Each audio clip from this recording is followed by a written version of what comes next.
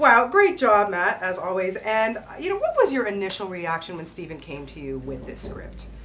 Well, he was actually way more effusive than Steven's a very kind of, I mean, you've interviewed him a bunch, I'm sure. He's a very reserved and kind of generally quiet guy, and he called me like very excited, and I'm like, what's going on, and he said, I just read Scott's script. He said Scott just wrote the best thing he's ever written, which, I mean, we did The Informant with him. I also did The Bourne Ultimatum with him. I mean, he's a terrific writer. I think of him, I hold him in very high regard. So obviously that got me really excited. And so yeah. Steven sent it over to me, and I read it, and he didn't even tell me which role he wanted me for. He just said, look, there's a ton of great roles. And the three male leads I thought were all great, really very different roles. And so I just called him back and I said, this is great. I said, I'll do whatever you want, just let me know.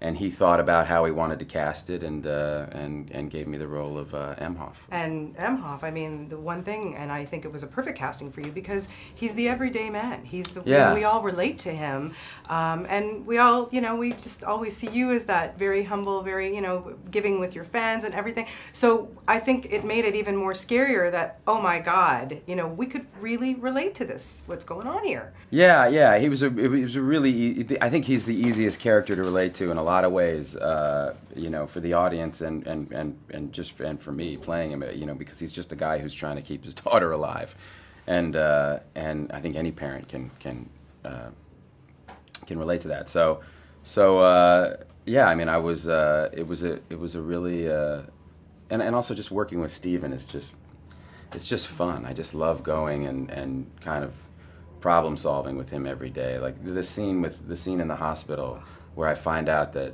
my wife died, that was a kind of an on-the-spot rewrite that Scott did based on the conversations we were having with a real ER doctor who had this conversation many times. And I'm really proud of that scene because I've never seen that scene done that way. And that's a very common scene you see in movies. A person gets horrible information at the hospital.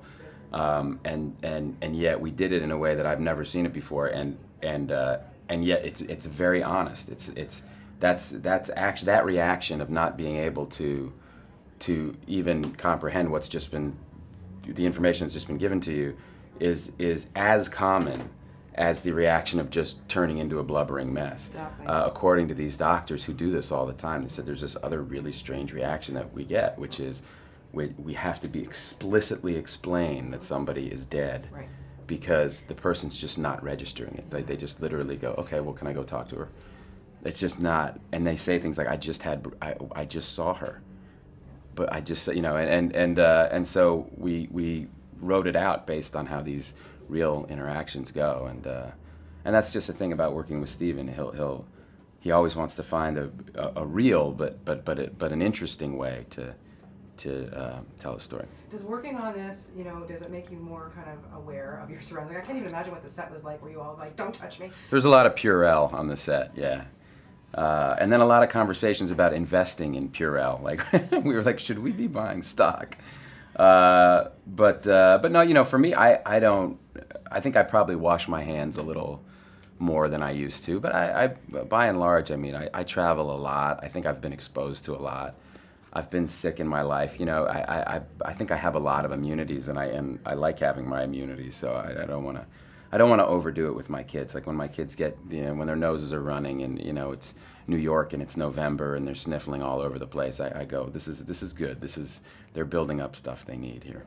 You got so much stuff on the go, but I want to ask you about Happy Feet 2. How much fun did you have doing that? And tell me a little bit about who you play in that. Is Brad Pitt your partner in crime? Yeah, it's Brad and me, and we play krill. Those tiny little fish krill. And Brad is a krill who, I don't want to give too much away, but he feels like there's more in the world for him. He feels like he shouldn't just be going with the entire group, that maybe he needs to go against the grain a little bit. And I follow him as his loyal friend. And it was fun. It was a lot of fun. We got to see the very rough animation. This is probably a year and a half ago that we did it. But so we got to see the whole movie, but kind of in sketch form almost. and even in sketch form, it was just great. And I can't wait for my kids to see it. And you know, I'm looking forward to seeing the real, you know, the real thing. I can't wait to see it too. Those movies are so fantastic. Great. And of course, here we have No Hair, Matt. So can you tell us a little bit about the movie you're working on right now? I'm doing a movie with Neil Blomkamp, who directed District 9, and he's just awesome. And this is the part of the look of the guy. It's a futuristic movie. And you were saying that your kids really like that. They do. I'm like a walking Brillo Pad. They grab, you know, they love. Even my 10-month-old, like her favorite thing to do. If I want her to laugh, I just put my head right down, and she just starts smacking the top of my head and laughing her ass off. She thinks it's the funniest thing, and you know. We'll do anything to amuse our kids. I will do anything to amuse my 10-month-old. Yes, yes. Absolutely. Yeah. Now, I want to ask you a question because when early in your career, of course, you won an Oscar for writing a screenplay. When are you going to sit down and do that again? Have you thought about that? Well, you know, I've thought about it. A lot of the.